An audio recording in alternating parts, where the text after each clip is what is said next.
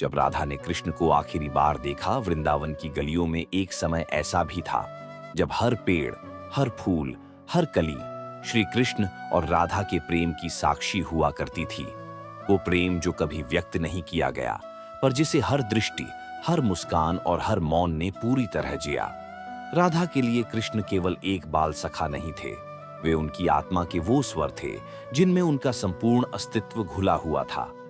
और श्री कृष्ण, वे जानते थे कि उनका जीवन केवल राधा तक सीमित नहीं रहेगा, लेकिन उनके हृदय में राधा हमेशा रही, चुपचाप, बिना किसी अधिकार के, पर पूर्ण अधिकार के साथ। समय बीतता गया, महाभारत हुआ, द्वारका बसी और कृष्ण योगेश्वर बन गए। लेकिन वृंदावन से दूर जाते जाते उनके हृदय में राधा की वो अधूरी मुस्कान हमेशा के लिए रह गई। राधा, जिन्होंने न कभी शिकायत की, न कभी किसी उत्तर की अपेक्षा रखी, बस प्रेम किया, बिना किसी शर्त के। परंतु एक दिन ऐसा आया जब राधा और कृष्ण अंतिम बार आमने सामने आए। यह घटना भागवत में नहीं, बल्कि ब्रह्म वैवर्त पुराण और गीता गोविंद जैसे ग्रंथों की अंतर्ध्वनि में मिलती है। वो दिन शांत था।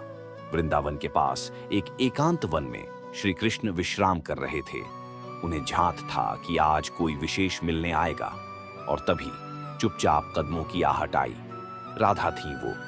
वर्षों बाद वे आमने सामने खड़े थे, न प्रेम में डूबे किशोर, बल्कि जीवन के अनुभव से भरपूर आत्माएं। राधा का चेहरा शांति से भरा था, पर आंखों में हजारों अधूरी लीलाओं का दर्द छिपा था। कृष्ण, राधा ने कहा, मैं जानती थी तुम मुझे बुलाओगे। कृष्ण मुस्कुराए, मैंने कभी तुम्हें भुलाया ही नहीं राधा। कुछ क्षणों के लिए समय रुक सा गया। दोनों ने एक दूसरे को देखा, बिना किसी शिकायत, बिना किसी पछतावे के। बस एक मौन संवाद हुआ। राधा ने कहा, मैं अब जाना चाहती हूं, लेकिन इस बार तुम्हारे पास नहीं, ईश्वर के पास। कृष्ण ने उनकी आंखों में देखा, वही आंखें जो कभी यमुना किनारे उन्हें देखती थीं, आज विदाई मांग रही थीं। कृष्ण ने राधा से कहा, तुम मेरे जीवन का वो गीत हो जिसे मैं गुनगुनाता रहूंगा जब कोई नहीं होगा। राधा ने मुस्कुराकर उत्तर दिया, और तुम मेरे वो मौन हो जिसमें सारा ब्रह्मांड समाया है। इस संवाद में न कोई दर्शन था, न कोई नीति, बस प्रेम था, एकदम नग्न, एकदम सरल। उस दिन कृष्ण ने राधा को अपने महल में आमंत्रित किया। उन्होंने उन्हें रुक्मिणी और सत्यभामा से मिलवाया।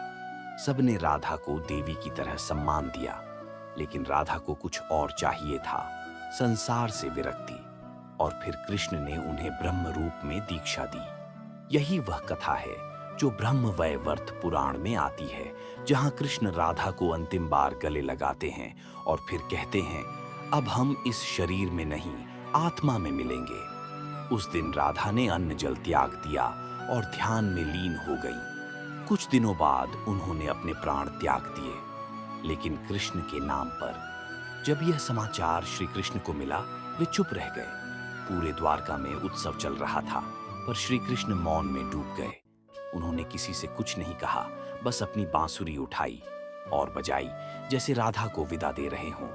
वह धुन ऐसी थी कि आकाश रो पड़ा, समुद्र स्थिर हो गया। सबने उस बांसुरी की धुन को सुना और कहा, शायद आज राधा को मोक्ष मिला है। उस रात कृष्ण ने बांसुरी को यमुना में प्रवाहित कर दिया। उसके बाद उन्होंने कभी उसे नहीं बजाया। वो बांसुरी जो कभी राधा के लिए गीत रचती थी, आज मौन हो गई थी। यह श्री कृष्ण का मौन प्रेम था। कोई ग्रंथ नहीं लिख सका, कोई मूर्ति नहीं बना सका, पर जिसने संसार को सिखाया कि प्रेम त्याग भी है। राधा और कृष्ण की यह कथा हमें सिखाती है कि सच्चा प्रेम कभी मिलने से सिद्ध नहीं होता। वो समर्पण में है, वो मौन में है, वो हर उस त्याग में है जहां आप किसी को उसके मार्ग पर जाने देते हैं, बिना रोके, बिना मांगे।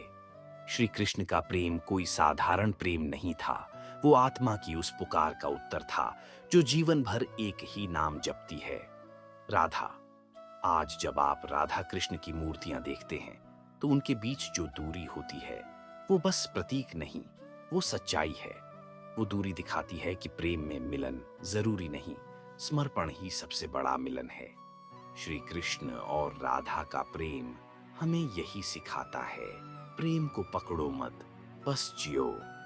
बिना किसी अपेक्षा के, क्योंकि प्रेम जब स्वार्थ रहित होता है तभी वह कृष्ण बनता है।